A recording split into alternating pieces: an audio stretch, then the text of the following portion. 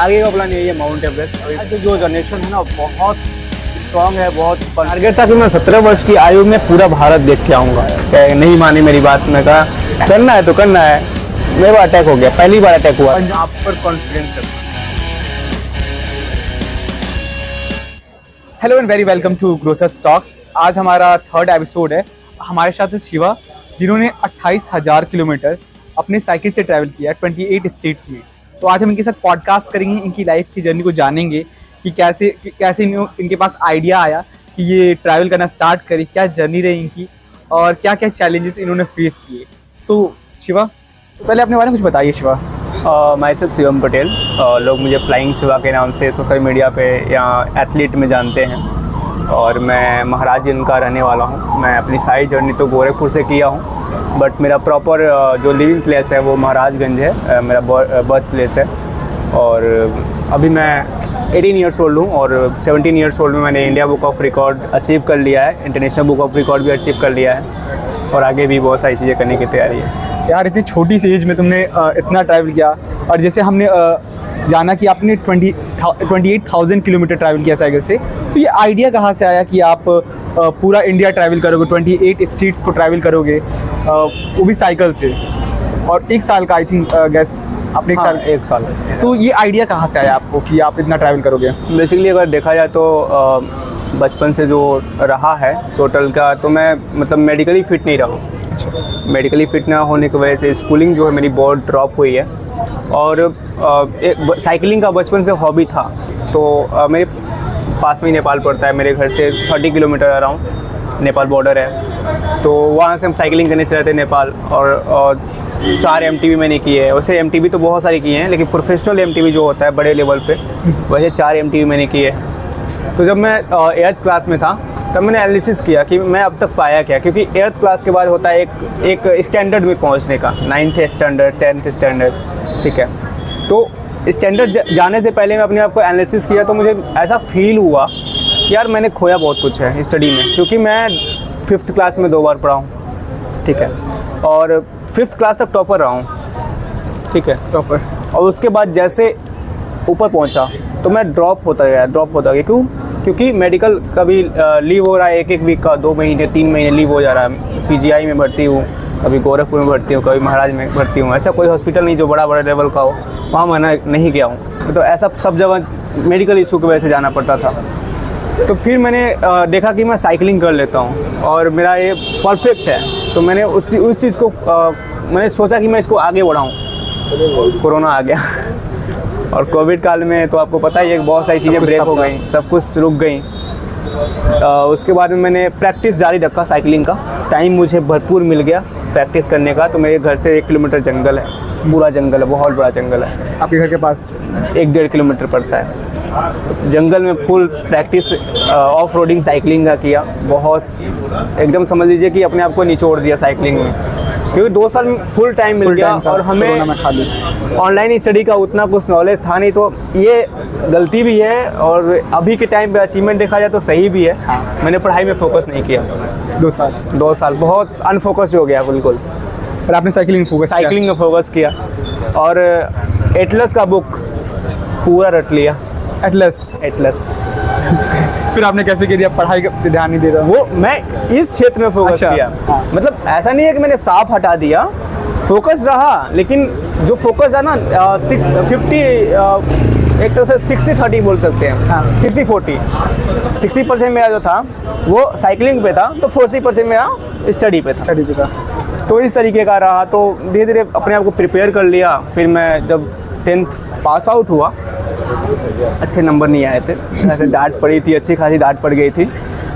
तो मैंने पेरेंट्स से बोला कि देखो मैंने पढ़ाई तो किया नहीं है, जो मेरा परिणाम था वो मेरे सामने है, और अब मैं अपने सिटी में तो रह के नहीं पढ़ाई करूँगा, क्योंकि अब मुझे कुछ अलग करना है। मैं उनको बता नहीं पा रहा था ये चीज़ें मुझे जो करना है। पहले मुझे दुनिया थोड़ा घूम के देखना था कि दुनिया है क्या। मतलब गोरखपुर कभी अकेले रहा नहीं, तो यहाँ आया, शिफ्ट हुआ, महात्मा गांधी इंटरमीडिएट कॉलेज में एडमिशन कराया और अपने आप को एक्सप्लोर करना शुरू किया। फर्स्ट फर्स्टली मैंने अपने आप को प्रायोरिटी दिया कि मैं अपने आप को एक्सप्लोर करूँगा, और देन उसके बाद में मैंने जो अपनी जर्नी थी उसको स्टार्ट करने की कोशिश की। वो जो नेशनल हाईवे अयोध्या वाला, अच्छा हाँ, उस पर साइकिलिंग करना शुरू किया। 6 महीने जब तक मेरी हाफ ईयरली एग्ज़ाम नहीं हो गए तब तक मैं उसे प्रैक्टिस करता रहा। अयोध्या तक जाता था, एक दिन में जाके एक दिन में वापस आता था। गोरखपुर से अयोध्या? गोरखपुर से अयोध्या। भाई मतलब इतना एनर्जी कैसे आया कि आप गोरखपुर से अयोध्या साइकिल से निकल जा रहे हो? बिल्कुल, मैं यहाँ सुबह निकलता था, सरयू नदी में स्नान भी करता था, शाम तक वापस आ जाता था। और आप घर पे कैसे मतलब कन्विंस करते थे कि अब मैं घर वालों को पता ही नहीं चला 6 महीने, पता चल गया था बीच में, तो बहुत डांट पड़ी थी। एक जैसे होता ना कि हमारी फैमिली ठीक है, उनके लिए वो पर्सपेक्टिव सही है, क्योंकि उनको बचपन से उनको सिखाया गया है पढ़ाई लिखाई करो, इसमें ही जो तुम्हारा भविष्य है वो है। उनको नई चीज़ें नहीं पता है, तो हम उनको कुछ कह भी नहीं सकते कि आपने क्यों हमको सपोर्ट नहीं किया, नहीं कह सकते, बिल्कुल हमारा हक ही नहीं बनता है, क्योंकि उनको नहीं पता है भाई, नहीं पता तो नहीं पता है, सिंपल। तो उन्होंने सपोर्ट नहीं किया, उनको नहीं पता था, उनको नई चीज़ें उनको अंदर से पेरेंट्स जो होते हैं ना, वो बच्चों को लेकर बहुत वो होते हैं, प्रोटेक्टिव होते हैं कि कुछ गलत ना कर ले, इसके जीवन में कुछ गलत घटित ना हो जाए। तो मैंने अपने आप को प्रूव करने के लिए उनसे अलग हो गया, मतलब पेरेंट्स से मेरे को ब्लॉक कर दिए लोग, पूरे नंबर से लेके हर जगह ब्लॉक कर। पेरेंट्स ने आपको ब्लॉक कर दिया? मेरे को घर पे नहीं बुलाते थे लोग। ठीक है, कितने टाइम तक आपकी बात है? अभी ये पिछले साल की बात है, 6 महीने तक मैं घर से बिल्कुल डिस्कनेक्ट रहा। मेरे फादर से कभी कभी मेरी बात होती थी, मदर से तो बात होती थी, मतलब प्रॉपर कभी कभी बात होती थी। फादर मेरी बात ही नहीं करते थे, क्योंकि गांव वाले भी उनको चढ़ा रखे थे कि ऐसा ये फालतू काम करने निकल गया, हाथ से निकल गया, ये वो चीज़ें चलती हैं। और ये बीटर ट्रूथ है कि गांव वाले जब चढ़ाते हैं ना, बहुत बुरी तरीके से चढ़ाते हैं। हाँ, डेफिनेटली। अपने घर में तो देखेंगे नहीं कभी, पर दूसरे घर में देखने जाएंगे, और जो चढ़ाएंगे वो करेंगे, वो बहुत गंदा काम करते हैं, और एक बहुत बैड इम्पैक्ट जो हमारे पेरेंट्स पड़ता है ना, वो पड़ता है उनका। तो घर का विधि तो ठीक है, पर बाहर का जो आता है वो बहुत कहते ना, बहुत ही ख़राब हो जाता है वो चीज़ें। उसके बाद में मैंने किया ये पेनिसिया हॉस्पिटल आपका सासंग पे है, यहाँ पे गार्ड का जॉब किया। अपनी गार्ड का जॉब भी किया है? गार्ड का जॉब किया करीब 4 महीने। ये गर्मियों की छुट्टी होती, मैं उसमें घर नहीं गया था, और उसके बाद में ड्यूटी किया, कोचिंग पढ़ाया, अपने आप को मतलब मैनेज किया कैसे भी फाइनेंशियली मुझे पैसे आते थे घर से, ऐसी बात नहीं है, बट उतना नहीं आते थे, क्योंकि मतलब अगर मम्मी ने बोल दिया कि बेटे कुछ पैसा दे दो, तो मजबूरी पापा ने दे दिया, वो चीज़ें थी। तो कैसे 6 महीने मैनेज किया, फिर मैं बोला था कि मैं निकलूँगा ऐसे पूरे इंडिया राइड पे, क्योंकि मैं प्रिपरेशन तो उसी का कर रहा था। अच्छा, मेरा टारगेट था कि मैं 17 वर्ष की आयु में पूरा भारत देख के आऊँगा। पहले तो मैं अपने आप को एक्सप्लोर करूँगा, साथ में इंडिया को एक्सप्लोर करूँगा, दोनों चीज़ें मैं करके आऊँगा।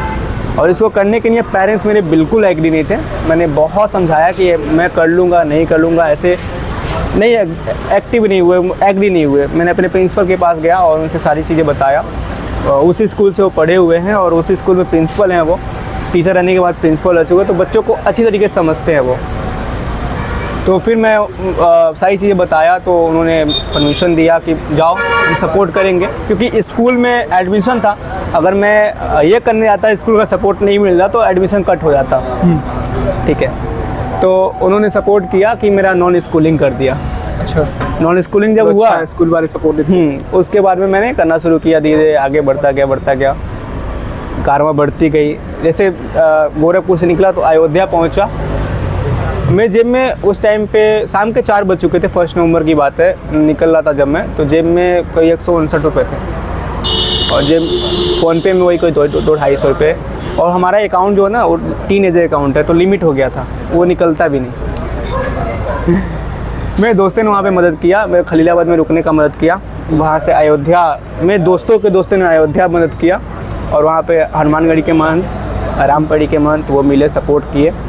और मेरे पेरेंट्स को पता चल गया फाइनली कि मैं निकल गया, क्योंकि न्यूज़ में आ गया। अच्छा, न्यूज़ में आ गया कि महाराज का लड़का ऐसे करने निकल गया। पापा ने फ़ोन किया, क्या नहीं माने मेरी बात। मैं कहा करना है तो करना है। मतलब हट होता ना, हट, मुझे करना है भाई, करना है तो करना है।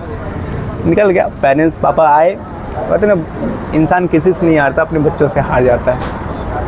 ये चीज़ें हार मान के ही हुआ है। और आए लखनऊ में, और वहाँ पे फिर उन्होंने सपोर्ट करना शुरू किया। अपने पापा भी मेरे रोजगार सेवक हैं, बिठौरा ब्लॉक से अध्यक्ष। कहाँ से? बिठौरा ब्लॉक से अध्यक्ष हैं। अच्छा, अध्यक्ष है। रोजगार सेवक हैं, तो उन्होंने मतलब वहाँ से क्या किया वो कि जो प्रदेश मंत्री कोई होते हैं उनके संगठन के, अच्छा, और क्रांति सिंह जी जो सफाई कर्मचारी विभाग के प्रदेश मंत्री हैं, तो दोनों लोग मिलके मुझे हरी झंडी दिखाए, लखनऊ से फाइनेंशियली भी हेल्प किए, एक मुहिम साथ में ऐड की। मैं तो सोल्जर्स के लिए निकला था, इन सोलिडेरिटी विद इंडियन आर्मी, कि सारे बॉर्डर पे जाऊंगा, सैनिकों से मिलूंगा।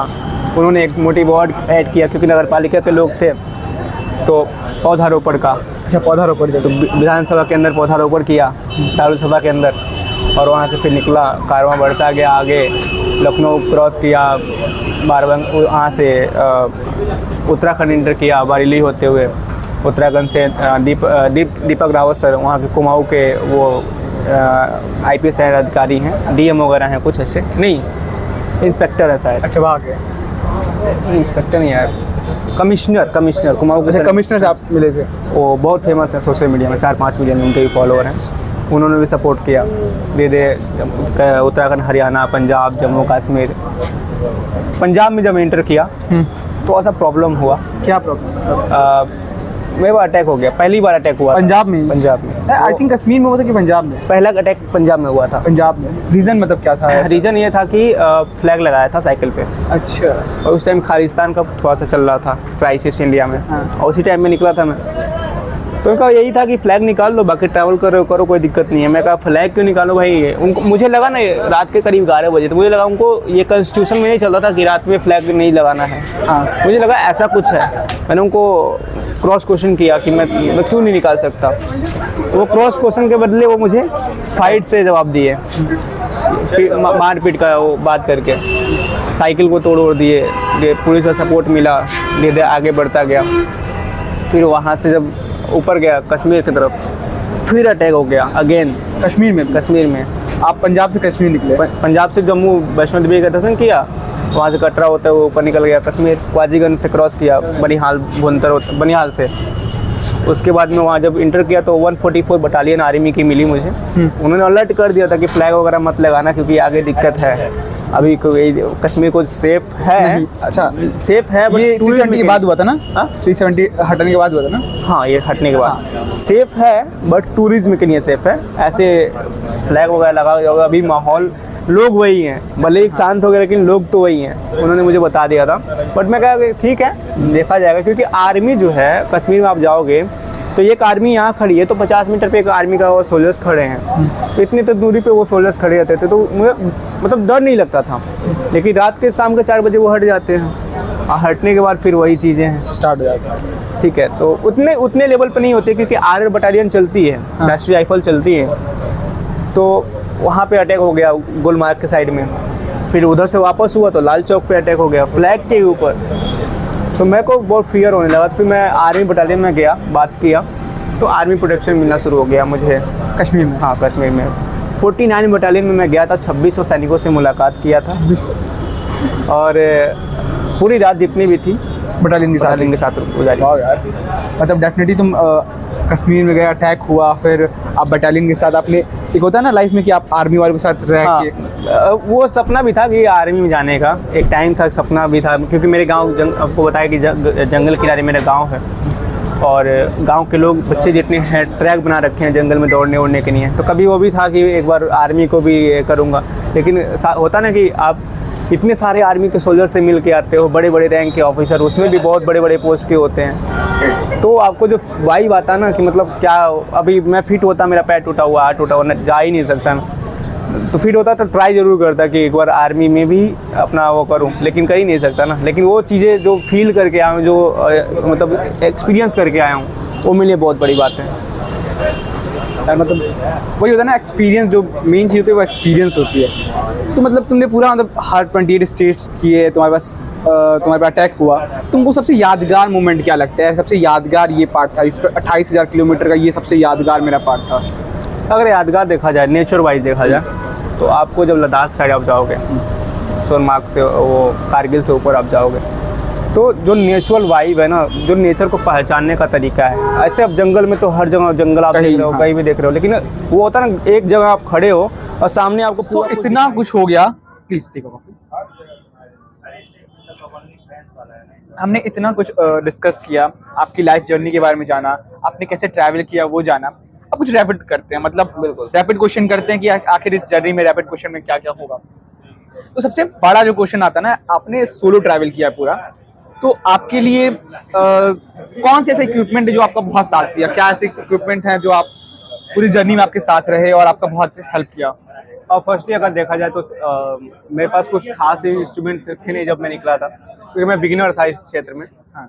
मेरे कैंपिंग टेंट का बहुत सहयोग रहा, क्योंकि जहाँ पे रात को लेगा जगह नहीं मिला। ऐसे ये होटल रेस्टोरेंट है तो मैंने यहाँ पे इजाजत लिया, चाय पीने के लिए रुक गया और यहाँ पे पूछ के कैंपिंग कर लिया। गार्ड वगैरह रहते हैं, सिक्योरिटी गार्ड, आपको परमिशन मिल जाती थी? कहीं कहीं पे रेयर केस में मिल जाता था, नहीं भी मिलता था, पेट्रोल पंप पे पूछ के परमिशन लेके कर दिया। तो फर्स्टली कैंपिंग टेंट, हाँ, सेकेंड योगा मैट, जो कि मुझे सोने में भी काम आता था और सुबह योगा करने में भी काम आता था। और कहीं छाँव देख के धूप हुआ तो बैठने में भी काम आता था। थर्ड थिंग ये था कि मेरा कैंपिंग स्टोव, जो कि भूख लगने पे मुझे खाना बना के देता था। भले पैसे लगते थे उसमें, कैन बहुत जल्दी खत्म होता है, लेकिन हाँ खाना जो बनता था उस पर बहुत जल्दी बन जाता था। अच्छा, उसमें स्टॉप। हाँ। और एक मेरा मल्टीपल नाइफ था, जिसमें कुल्हाड़ी है, उसमें कई तरह के अच्छा, मल्टीपल जो इक्विपमेंट वो उसमें आते हैं वो है। एक पेपर स्प्रे हो गया, जो कि मुझे कभी कभी छीना झपटी भी बहुत हुए हैं। अच्छा, रास्ते में? हाँ, तो उसका यूज मैंने बहुत बार किया है, मार के भाग जाता है। तो ये सारी चीजें, मतलब ये 4-5 इक्विपमेंट तो होने चाहिए। अगर कोई जा रहा है ट्रैवल पे तो 4-5 इक्विपमेंट होने चाहिए। और साथ में साइकिल से अगर ट्रैवल करते हो तो साइकिल का पंचर किट, और साथ में जो एयर हवा भरने वाला होता है, छोटा सा, इतना छोटा सा आता है, वो रखने बिल्कुल जरूरी है। ये भी सही है, साइकिल से करो क्योंकि पंचर हुआ तो आप कहाँ बनाओगे, ये सिंपल सी बात है। आपने इतना 28 स्टेट्स में ट्रैवल किया है, सबसे पसंदीदा आपको स्टेट कौन सा है? मतलब सबसे अलग सा, सबसे खूबसूरत स्टेट कौन सा है? वैसे देखा जाए तो सारे स्टेट में अलग अलग अनुभूतियाँ हैं, अलग अलग प्रकार के कल्चर हैं, लेकिन अगर कुछ अलग देखना है तो आप थोड़ा राजस्थान विजिट करो, गुजरात विजिट करो, और उससे भी ट्रेडिशन जाना है तो साउथ इंडिया तो पूरा पड़ा है, क्योंकि उनका ट्रेडिशन ही अलग है। आपसे आप देखोगे वो अपने कल्चर को लेके बहुत प्रायोरिटी देते हैं, बहुत फॉलो करते हैं अपने कल्चर को। फर्स्ट कल्चर को रखते हैं, बाद में अपने आप को रखते हैं, ठीक है। तो साउथ इंडिया का कल्चर इनक्रेडिबल है। और खाने पीने की बात की जाए तो राजस्थान गुजरात तो, मतलब खाने में राजस्थान गुजरात, अरे मेरे को बहुत पसंद आया, मैं तो मोटा हो गया था उधर। अच्छा, राजस्थान गुजरात में? अरे पूरा मतलब खाने में अगर कोई इंडिया में जहाँ घूमना चाहता है तो राजस्थान और गुजरात, वो खाना आपको भरपेट, पूरा इतना बड़ा थाली होता है, कई प्रकार की सब्जियां होती हैं मस्त, उसमें रोटी होता है, दाल बाटी चूरमा होता है, ये सारी चीज़ें होती हैं। अच्छा, आपने ट्रैवल किया, आप बहुत लोगों से मिले। अगर मान लो आपसे एक होता है ना कि अगर आप किसी को सजेशंस दो, या कोई आपको देख के इस पॉडकास्ट को देख के कोई किसी अंदर से आया कि मुझे भी अब पूरा इंडिया ट्रैवल करना है, साइकिल से मुझे भी करना है, या मुझे क्या पता मुझे वॉक करके करना है, किसी तरीके से, तो क्या सजेशंस होंगे कि आपको ये चीज़ें ध्यान रखनी चाहिए और क्या चीज़ें हैं कि मतलब ये तो संभाल रखना चाहिए आपको? और फर्स्टली आपका वाई क्लियर होना चाहिए, क्योंकि आप क्यों करना चाहते हो, क्या उससे आप अपने आप को अपने उसी फील्ड में रहना चाहते हो, या अपने एक ड्रीम है उसको पूरा करना चाहते हो। वाई क्लियर होना चाहिए, क्यों करने जा रहे हो। अगर आपका वाई क्लियर होता है, मेरे हिसाब से वाई क्लियर हो जाता है, तो डेफिनेटली आपको किसी से पूछने की जरूरत है नहीं, कुछ भी आप कर सकते हो। अगर आपका वाई क्लियर नहीं हो रहा है तो नहीं कर पाओगे। मतलब पहले तो पता होना चाहिए कि आप क्यों ट्रैवल कर रहे हो, और दूसरा ये होना चाहिए कि क्या इक्विपमेंट, मतलब इक्विपमेंट में क्या होना चाहिए, मतलब जैसे आपने बताया कुछ इक्विपमेंट बताया आपने, और क्या ऐसी स्किल्स, उनकी पर्सनल स्किल्स हैं जो उनको ध्यान देनी चाहिए।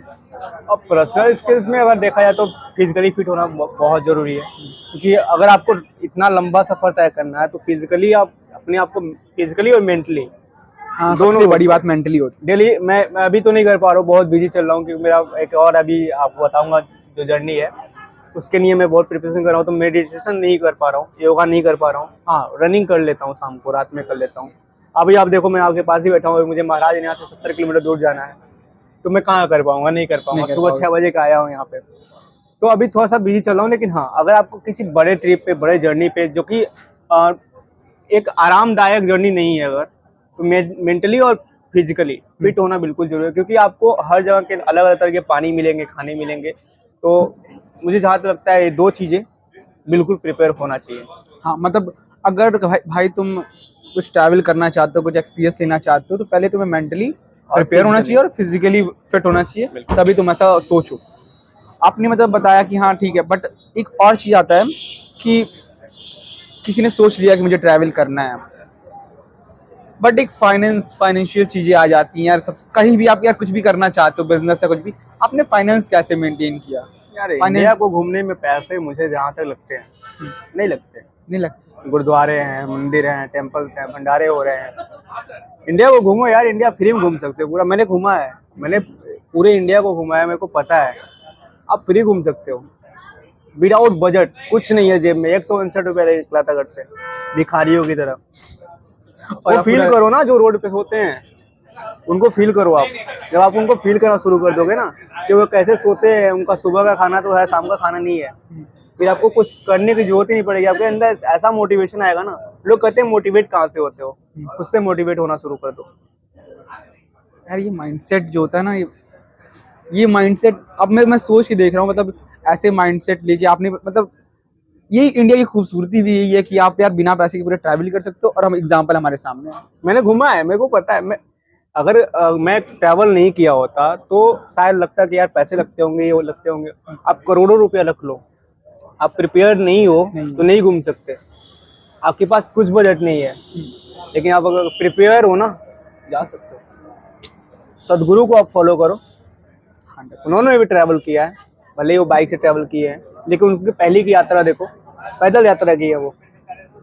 अरे इंडिया में बहुत कुछ है ऐसा। इंडिया एक कहते हैं जननी है, यहाँ से जन्म लेता है सारी चीजें और आगे जाके विकसित होता है। अब मतलब इसके बाद, अब जैसे आपने बताया कि आप ट्रैवल, मतलब इसके आगे का क्या प्लान है? आपने मतलब आप रिकॉर्ड आपने बना लिया, इसके बाद मतलब इसके बाद क्या सोचा है आपने, क्या आप करना चाह रहे हो? आपने ट्रैवल तो कर लिया पूरा इंडिया, अब आपका आगे का क्या प्लान है? देखिए, मैं बता दूं, मैं रिकॉर्ड जो बनाया, मेरा ऐसा कोई इरादा तो नहीं था एक रिकॉर्ड करने का। मैं सच्ची बता रहा हूँ, मैंने कुछ लोगों को फॉलो किया था और रिकॉर्ड करते गया। ये मेरा प्लस पॉइंट था कि मैं अपनी जर्नी को स्टवा में रिकॉर्ड करते गया, और हर एक टोल टैक्स पे या पुलिस स्टेशन पे साइन कराते गया, जिसके थ्रू मेरा रिकॉर्ड डिक्लेयर हो गया। मेरे पास प्रूफ था कि मैंने ट्रैवल किया है। अच्छा, मतलब ये चीजें बहुत सही है कि आपने हर चीज रिकॉर्ड करना है तो आपके पास प्रूफ होनी चाहिए। स्टवा अकाउंट कर लीजिए। उसके बाद में आपके पास डॉक्यूमेंट्स होने चाहिए कि आप यहाँ ट्रैवल किए हो, कुछ फोटोग्राफ्स होने चाहिए कि आप यहाँ गए हो, विटनेस होना चाहिए। विटनेस आप किसको बना रहे हो, उस बंदे के ऊपर ट्रस्ट करो जो आपको पूरी तरीके से जाना हो पूरी जर्नी में, तो एक विटनेस आप तैयार रखो। ठीक है। आपके पास सबसे बड़ा चैलेंज क्या रहा, कि आप क्या मानते हो कि इस पूरे जर्नी में सबसे बड़ा चैलेंज आप किसको मानते हो? अगर देखा जाए सबसे बड़ा चैलेंज जर्नी की, तो सबसे चैलेंज था कि अपने आप पर कॉन्फिडेंस रखना। क्योंकि अगर कॉन्फिडेंस नहीं आता तो मैं शायद नहीं कर पाता। क्योंकि मैं जिस टाइम इस बात को सोचा था करने के लिए, आप अभी मैं 18 साल का हूँ, तो आप मैं 8th क्लास में था, यानी कि मैं जब 14 साल का था तब मैंने सोचा था ये चीज़ें। 14 साल की उम्र में? 14 साल की उम्र में मैंने प्लानिंग किया था मुझे ये करना है। तभी लोग बोलते हैं कि आप किसी जर्नी पे जाने से पहले, कोई भी जर्नी हो उसके पहले आप प्लानिंग होती है, सब बेस मजबूत होता है ना। हाँ, बिल्डिंग अगर खड़ी करनी है तो बेस मजबूत करनी पड़ेगी। और 14 साल की उम्र में, हाँ ठीक है, आजकल के बच्चे, मतलब आज के जो जनरेशन है ना, बहुत स्ट्रांग है, बहुत कॉन्फिडेंट है, बहुत नॉलेजेबल है। और हमारे टाइम पे वो रिसोर्सेस नहीं रहे हैं। आपको मैं बता दूं कि मेरे पास ये जो फ़ोन है ना, ये फ़ोन नहीं था, सैमसंग M30 था। वो भी मुझे कोरोना काल में जब ऑनलाइन क्लासेस हुए तब मिले। अच्छा, मतलब उसमें मतलब उसके पहले मेरे पास कोई फ़ोन नहीं था, बट आपने ये प्लानिंग कर ली थी। मतलब हमें दिखता है कि आपने 1 साल में ट्रैवल किया, बट ये 1 साल में नहीं हुआ, ये हुआ 6 सालों में। बिल्कुल, मैंने बताया ना आपने 5 साल की प्लानिंग की, फिर जाके 1 साल में हुआ। आपको बताया कि मैंने एटलस को पढ़ लिया था। अच्छा, अगर मेरे पास रिसोर्सेस रहे होते तो मैं ऑनलाइन गूगल मैपिंग करता। एटलस पढ़ता ही नहीं, इतना डिटेल नॉलेज नहीं रहता, डिटेल में जाता नहीं। और जरूरी भी था कि डिटेल में जाना। अपने भारत के, अगर मुझे कुछ नहीं पता तो उसके बारे में बुक खरीद के लाता था, मैप खरीद के लाता था, उसको पढ़ता था। तो इतना डिटेलिंग करके उसको मैंने जाना, तो रिसोर्सेज ना होना भी जरूरी था उस टाइम पे, क्योंकि मैंने बहुत कुछ सीखा उससे। हाँ, कभी कभी होता है ना कि अगर कुछ चीज़ आपके पास नहीं है तो उससे बेटर आपको कुछ मिलेगा। अच्छा, तो मतलब एक और क्वेश्चन आता है बहुत अच्छा किसी दिमाग में, कि आपने इतना लंबा ट्रैवल किया, मतलब इट्स लाइक पूरा ऑल इंडिया ट्रैवल किया, तो कुछ अनजान लोग मिले होंगे, उसमें से कोई एक ऐसे इंसान के बारे में बताइए जो मतलब बहुत मेमोरेबल रहा हो, मतलब वो इंसान आपके लिए बहुत मेमोरेबल रहा हो। रखने वालों करते हैं। अगर मेमोरीज देखा है तो मेमोरीज पूरे इंडिया की रही है। अपना इंडिया जो कहता है इनक्रेडिबल इंडिया है, अखंड कल्चर है अपने भारत की, संस्कृति इतनी अच्छी है कि आप इसको वर्डों में आप नहीं बोल सकते कि कितना अच्छा है। लेकिन अगर गुड मेमोरीज की बात की जाए कुछ इंडिविजुअल लोगों की, तो बहुत सारे लोग मिले, मतलब ऐसे काउंटेबल इंडिविजुअल कोई नहीं है कि ऐसा एक बंदा आया ऐसा मिलके। तो अगर एक बंदे का नाम लूंगा तो सबका बेइज्जती हो जाएगा यहाँ पे भी है, ठीक है। तो सपोर्टिव लोग मिले, निगेटिव लोग भी मिले। निगेटिव, हाँ, किसी भी जगह पे पॉजिटिव के साथ निगेटिव भी होते हैं। बिल्कुल। जब मैं घर से निकला था ना, तो सबसे पहले ही निगेटिव लोग मेरे गोरखपुर में ही मिल गए। क्या फालतू काम करने जा रहे हो, इससे क्या फायदा होगा, स्टडी फोकस करो, ये करो वो करो। अरे भाई, मैं कहता हूँ सिंपल सी बात बोलता हूँ, अगर मुझे कुछ करना है अलग हटके, तो आप क्यों, अगर मेरा सपोर्ट नहीं कर सकते हो, टांग पर ये क्यों खींच रहे हो? टांग खींचने वाले लोग भी आते हैं, इसके लिए भी तैयार रहना पड़ेगा। अगर मैं माउंट एवरेस्ट जा रहा हूँ तो उसके पीछे मेरा कुछ ना कुछ एजेंडा है, कुछ ना कुछ है कि मैं उसको करने के बाद ये चीजें करूंगा। माउंट एवरेस्ट जा रहा हूँ तो इसके पीछे कुछ ना कुछ है कि माउंट एवरेस्ट करने के बाद मैं सिंगापुर राइड करूंगा, ये करूंगा, वो करूंगा। तो ये सारी चीजें मेरी प्लानिंग है। आप प्लानिंग तो जाने नहीं, आप आगे टांग खींच दिए। ये लोग टांग खींचने वाले मिलते हैं, लेकिन उनसे मैं सबको, सारे व्यूअर्स को कहता हूँ कि उनसे आप सीखो। वो टांग किस तरीके के खींच रहे हैं, वो क्या बताए, वो आपकी कमियों को बताएंगे। वो कभी आपको ये नहीं बताएंगे कि आपका ये प्रॉफिट है, वो आपकी कमियों को बताएंगे। कमियों को इम्प्रूव करो, सिंपल। ये सही था कि आप कमियां सुनो, आप कुछ कमियां ऐसी रखती जो रियलिटी में है उसको सुधारो, बिल्कुल, और जो बकवास चीज को रिमूव कर। बिल्कुल, ये सही था। मैं वो चीजें फॉलो किया पूरे राइड में। निगेटिव लोग जितने आए, उनके निगेटिव जो चीजें थी उनको पहले देखा, और उसको अपने अंदर झांक के देखा कि यार मेरे अंदर ये कमियां हैं कि नहीं है। बंदा क्यों बोल के गया, कुछ तो पॉइंट ऑफ व्यू होगा कि वो मुझे बोल के गया कि तुम्हारे अंदर ये कमी है, तुम क्यों कर रहे हो, ये फालतू काम है। क्यों फालतू है? मैंने उस पर ध्यान दिया, उसको तो इग्नोर कर दिया, उसको वही सुना वही भुला दिया, उस इंसान को भी भूल गया वो कौन था। लेकिन उसकी बातों को मैंने रखा, उसकी बातों को सहेज के रखा कि उसकी बातें क्यों गलत है, मेरे प्रति क्यों वो गलत बोल के गया, और उस चीज़ को मैं सुधारा। और दैट्स वाई मैं पूरे इंडिया को ट्रैवल किया इतनी छोटी सी एज में। International book of world record भी डिक्लेयर कराया। इसके लिए कांग्रेचुलेशंस आपको वंस अगेन, कि यार ऐसे रिकॉर्ड्स बनाना कोई ऐसे छोटा मोटा काम नहीं कि यार आप इतनी कम उम्र में ऐसा रिकॉर्ड बनाते हो, आपको एक जगह से सर्टिफाइड मिलता है। तो यार जैसे मैंने सेम चीज़ पूछी कि आगे का क्या प्लान है? आगे का प्लान यही है, माउंट एवरेस्ट। अभी फिलहाल 15 अप्रैल को जा रहा हूँ mount Everest. Mount Everest submit नहीं है, हाँ, कैंप, बेस कैंप, और बेस कैंप से एक साइड में जाता है रास्ता, काला पत्थर से, काला पत्थर। तो वहाँ तक अभी तक 18 ईयर्स ओल्ड में कोई नहीं पहुँचा है साइकिल से। नो वन पहुँचे हैं लोग, 2 लोग पहुँचे हैं, जो कि मतलब यंगेस्ट, मतलब क्या बोलते हैं, एज लिमिट उनका बहुत ज्यादा है, 26 ईयर्स ओल्ड है। अच्छा, 26, मतलब एजेड लोग हैं वो। आप अब मैं 18 ईयर्स ओल्ड में पहला लड़का जा रहा हूँ। तो चैलेंजेस मेरे लिए हैं, बट अगर कर दिया तो youngest boy in the world who climb mount Everest base camp and काला पत्थर। और वो भी साइकिल से? वो साइकिल से। आप पहाड़ों पे साइकिल चलाओगे कैसे? उसमें 2 चीजें हैं, लुकला, काठमांडू टू लुकला फ्लाई करना पड़ेगा। अदरवाइज अब मैं देखूंगा रूट, अगर अच्छा रहेगा तो मैं ट्राई करूंगा साइकिलिंग करके जाऊं, ठीक है। और कुछ जगह ऐसे है जहां आपको साइकिल टो करके ले आना पड़ेगा, टांग के ले जाना पड़ेगा, ठीक है। कुछ जगह ऐसे जहां चला सकते हो।